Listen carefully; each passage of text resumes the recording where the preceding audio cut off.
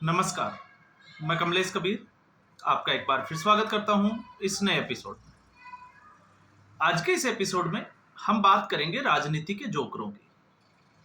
वैसे तो समय समय पर कुछ जोकर जो है वो आते रहते हैं और जाते रहते हैं, लेकिन कांग्रेस एक ऐसी पार्टी है जिसकी या तो किस्मत में ऐसे लोग हैं या फिर कुछ लोग इन लोगों को जानबूझकर कांग्रेस पार्टी में शामिल करते हैं।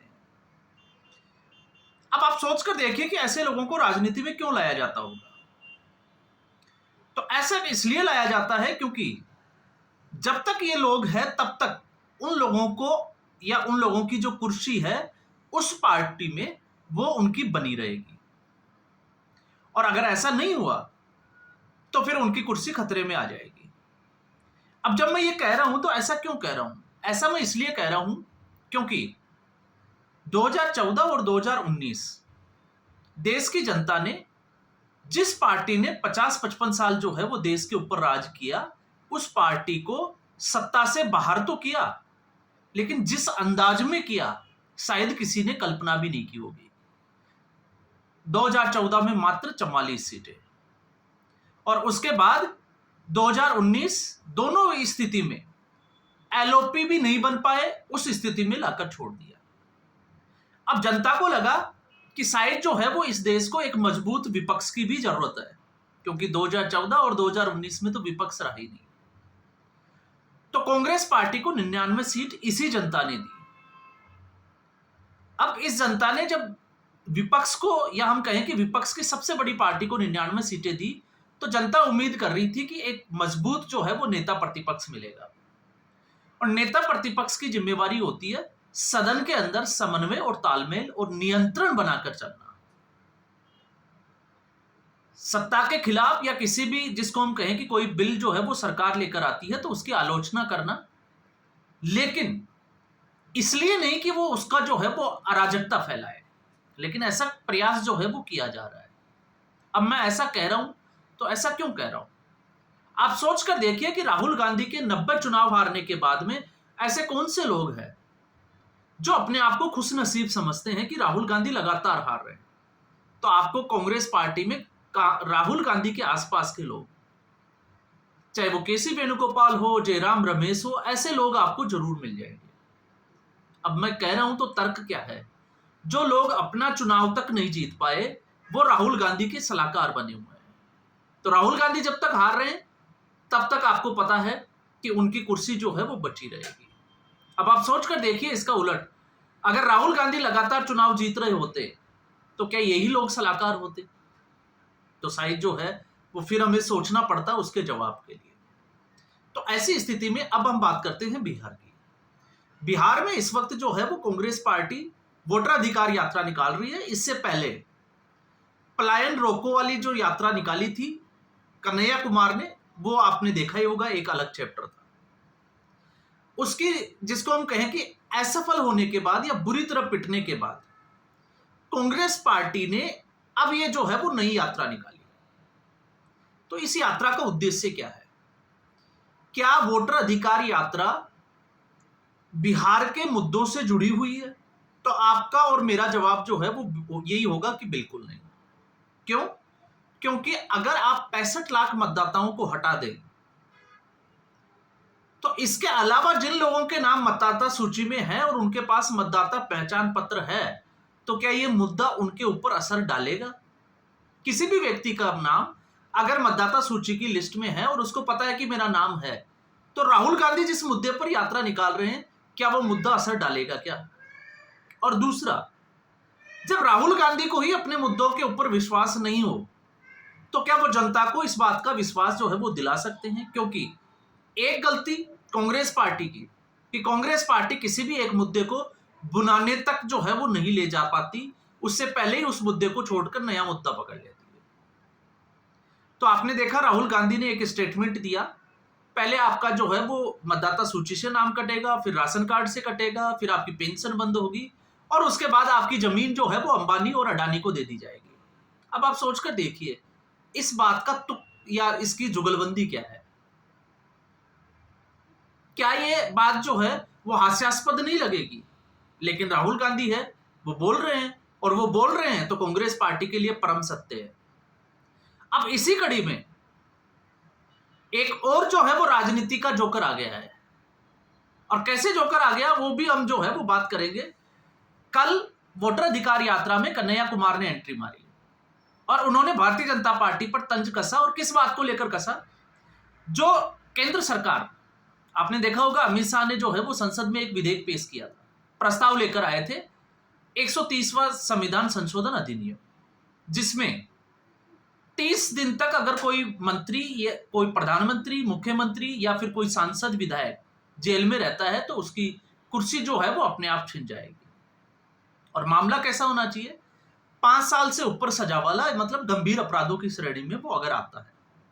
अब ऐसी स्थिति में केंद्र सरकार ने अपने पद को भी लिया, प्रधानमंत्री पद को, अगर नरेंद्र मोदी को टारगेट किया जाता है तो इसके ऊपर भारतीय जनता पार्टी पर तंज कसते हुए कन्हैया कुमार जो स्टेटमेंट दे रहे हैं, आप उसको देखिए कि ये बिल जो है वो नीतीश कुमार को, क्योंकि नीतीश कुमार पाला पलटने वाले हैं, इसलिए लेकर आए हैं। तो अब आप इसको जोकर नहीं बोलोगे तो और क्या बोलोगे? आप बिहार की राजनीति को अगर कोई व्यक्ति जानता है तो सीधे तौर पर नीतीश कुमार के ऊपर भ्रष्टाचार के जितने भी बार वो सत्ता में रहे, आप आरोप नहीं लगा सकते। जबकि कांग्रेस पार्टी जिस पार्टी के साथ खड़ी है, जिस पार्टी के साथ कन्हैया कुमार तो मैं नहीं बोलूंगा, क्योंकि कन्हैया कुमार को तो वो आसपास फटकने भी नहीं देते। वो पार्टी तो पूरी चारा चोर घोटाले में जो है वो चारा चोर के नाम से प्रसिद्ध है। चारा घोटाला 950 करोड़ का, लालू प्रसाद यादव 6 बार के जो है वो अलग अलग केस में जो है वो सजा याफ्ता है। उस पार्टी के साथ खड़े होकर अगर आप ये कहते हैं कि नीतीश कुमार के लिए ये जो है वो बिल लाया गया है, तो फिर ये आप सोचकर देखिए कि राजनीतिक तौर पर कितनी अपरिपक्वता को दर्शाता है। इसके अलावा वो यही नहीं रुके। जब हम बात करते हैं नीतीश कुमार के पाला पलटने वाली बात की, तो अब क्या नीतीश कुमार इस स्थिति में है कि वो पाला पलट सकते हैं? जबकि जिस ब्लॉक की आज कन्हैया कुमार जैसे लोग बात करते हैं वो नीतीश कुमार की ही देन है। इसके आगे जो उन्होंने कहा कि भारतीय जनता पार्टी पहले जो है वो विधायक खरीदती थी, तो इस दुनिया में ऐसी कोई पार्टी नहीं है, राजनीतिक दल नहीं है जो मौके की तलाश में ना रहता हो अपनी राजनीतिक जमीन के लिए। लेकिन सवाल यह है कि आपके विधायक इस तरीके से असंतोष में कैसे आ जाते हैं कि वो कांग्रेस पार्टी छोड़कर दूसरी पार्टी में चले जाते हैं। अब मैं आपको कुछ एग्जाम्पल भी जो है वो इसमें बता सकता हूं। मध्य प्रदेश की जनता ने कांग्रेस पार्टी को मौका दिया, लेकिन कांग्रेस पार्टी उस मौके को भुनाने में नाकामयाब रही। कैसे नाकामयाब रही? क्योंकि कांग्रेस पार्टी सत्ता मिलने के बाद अपनी ही लड़ाई में उलझ गई, ज्योतिरादित्य सिंधिया और कमलनाथ। अब बताइए ऐसी स्थिति में, क्योंकि भारतीय जनता पार्टी तो तैयार बैठी है कि उनको सत्ता में वापस आना है, क्योंकि वो आए राजनीति करने हैं, तो इसका दोष आप किसको देंगे? हेमंता बिस्वा शर्मा का जो केस था उसमें आप दोष किसको दोगे? और अगर ऐसा ही अगर महाराष्ट्र में होता है तो महाराष्ट्र में आप किसको दोष दोगे? और फिर राजस्थान में अशोक गहलोत और सचिन पायलट के बीच में जिस तरीके का 2.5 साल का बीज बोया, वो किसने बोया? वो तो गांधी परिवार ने बोया ना। तो सचिन पायलट अगर मानेसर में आ गए और उस वक्त अगर वो नई पार्टी बना लेते या बीजेपी में चले जाते, तो उसके लिए आप किसको जिम्मेवार ठहराते? भारतीय जनता पार्टी को या फिर राहुल गांधी या गांधी परिवार? तो ये जो है वो कांग्रेस पार्टी की इस वक्त राजनीतिक समझ है। और यही स्थिति में, इसी चक्कर में कर्नाटका में जो है वो कांग्रेस पार्टी ने अपने आप को मुसीबत में डाल रखा है। फिर इसके बाद में कन्हैया कुमार आगे जो आरोप लगाते हैं वो है फिर वोट चोरी का या वोट खरीद का, जो अभी ये चल रहा है। अब इसकी कितनी सच्चाई है वो तो CSDS का संजय कुमार ही बता सकता है कि आखिर ये हुआ क्या है। और वोट चोरी में कांग्रेस पार्टी लगातार एक के बाद जो है वो एक बार एक्सपोज होती चली जा रही है। तो कांग्रेस पार्टी को खुद ही ये नहीं समझ में आ रहा है कि वो SIR के पक्ष में खड़े हैं या SIR के विरोध में खड़े हैं।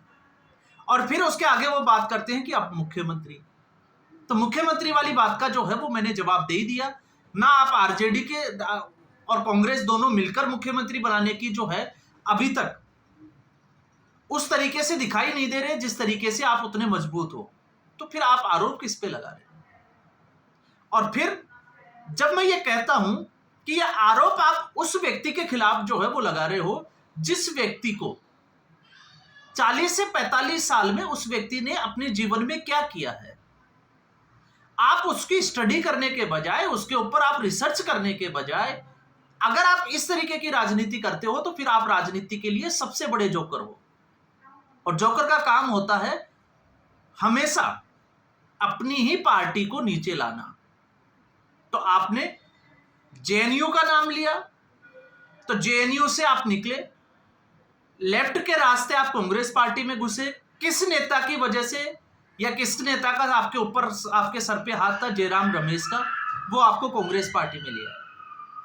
आप उसी बिहार में जहां पर आप ऐसी बात कर रहे हो, आपकी स्वीकार्यता क्या है?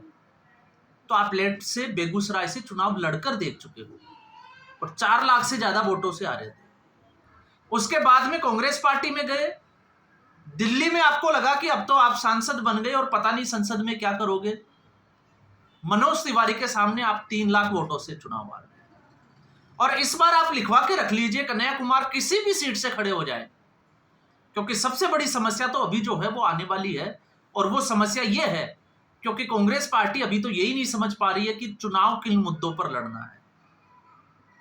क्या एसआईआर का जो मुद्दा है वो स्थायी मुद्दा है, जबकि चुनाव आयोग की जब मतदाता सूची सामने आ जाएगी उसके बाद कांग्रेस पार्टी क्या करेगी? फिर उसके बाद में क्या नए मुद्दों की तलाश की जाएगी?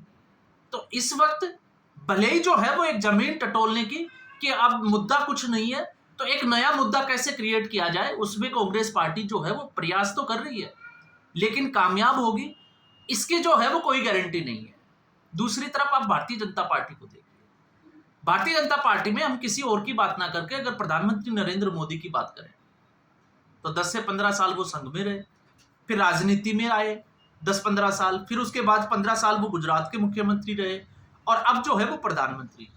तो आपको ये स्टडी करनी है कि जो नरेंद्र मोदी है वो लगातार चुनाव कैसे जीत रहे हैं और आप चुनाव हार क्यों रहे हैं। अगर कांग्रेस पार्टी इस फर्क को समझने में ही कामयाब हो जाती है तो मुझे लगता है कि कांग्रेस पार्टी की आधी टेंशन खत्म हो जाएगी।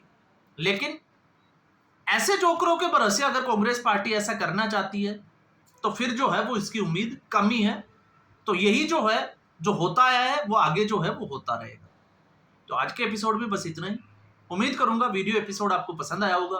वीडियो को लाइक करें, शेयर करें, चैनल जरूर सब्सक्राइब करें। धन्यवाद।